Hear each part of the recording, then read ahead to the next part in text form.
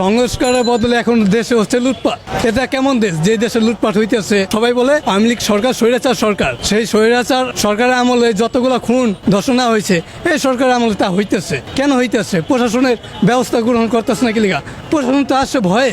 ভয়ে থাকবে কেন প্রশাসন? জনগণের বন্ধু হচ্ছে প্রশাসন। যে প্রশাসনই যদি খুনি সন্ত্রাসদের ভয় পায় তাহলে এই দেশে চলবে কিভাবে?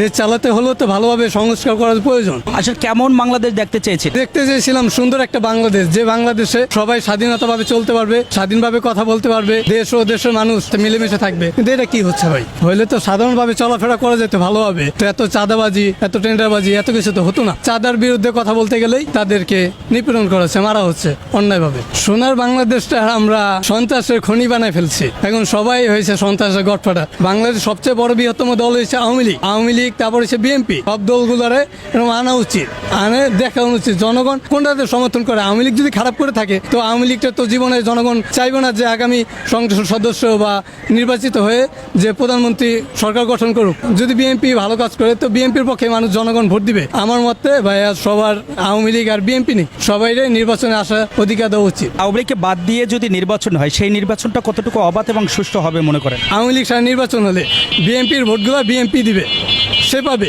জামাতের ভোটগুলো জামাতের প্রার্থী পাবে। তো আওয়ামী লীগ যারা নেতাকর্মী আছে বা যারা আওয়ামী লীগ করছে তাদের ভোটগুলো কোথায় যাবে?